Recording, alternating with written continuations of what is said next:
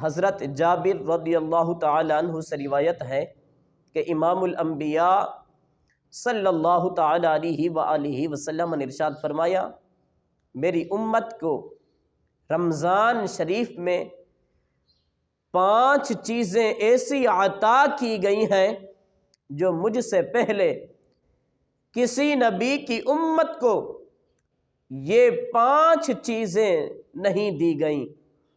پہلے نمبر پہ ارشاد فرمایا، جب رمضان کی پہلی رات آتی ہے اللہ تبارک و تعالی ان کی طرف نظر رحمت فرماتا ہے، اور جس کی طرف اللہ تبارک و تعالی نظر رحمت فرمائے انہیں کبھی عذاب نہ دے گا۔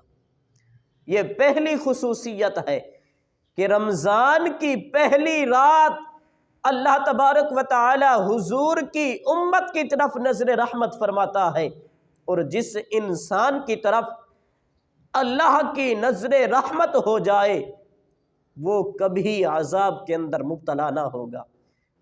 دوسری خصوصیت، دوسری چیز میرے مصطفیٰ نے ارشاد فرمایا، رات کے وقت ان کے منہ کی بو جو بھوک کی وجہ سے ہوتی ہے اللہ تبارک و تعالی کے نزدیک مشک کی خوشبو سے بھی بہتر ہے۔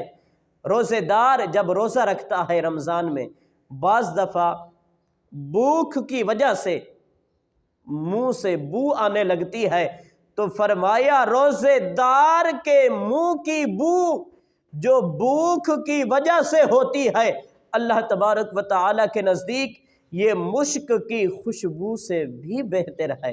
یہ خصوصیت میرے حضور کی امت کو حاصل ہے۔ تیسرے نمبر پہ ارشاد فرمایا کہ ہر رات اور ہر دن اللہ تبارک و تعالی کے فرشتے ان کے لیے دعائے مغفرت کرتے ہیں۔ رمضان شریف کے اندر اللہ تبارک و تعالی کے فرشتے ہر رات اور ہر دن حضور کی امت کے لیے استغفار کرتے ہیں، ان کے لیے بخشش کی دعائیں مانگتے ہیں۔ یہ خصوصیت میرے حضور کی امت کو حاصل ہے۔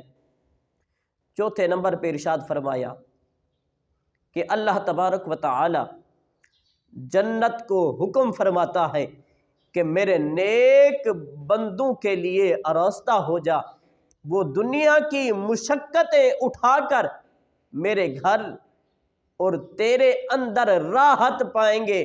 فرمایا تو اس کے لیے آراستہ ہو جا، سنور جا۔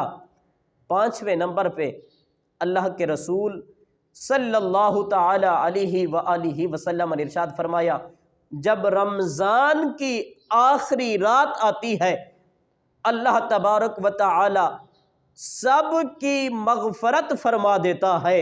صحابہ کرام میں سے ایک نے عرض کیا، اے اللہ کے رسول صلی اللہ تعالی علیہ وآلہ وسلم، کیا یہ لیلۃ القدر ہے؟ میرے مصطفیٰ نے فرمایا نہیں، مزدور جب مزدوری مکمل کر لیتا ہے اسے اجرت دی جاتی ہے۔ فرمایا اللہ کے نیک بندوں نے رمضان شریف کے اندر مزدوری کی، اللہ تبارک و تعالی نے رمضان کی آخری رات ان کو یہ اجرت عطا فرمائی کہ جنہوں نے روزہ رکھا، رمضان کا احترام کیا، اللہ تبارک و تعالی نے سب کی بخشش فرما دی ہے۔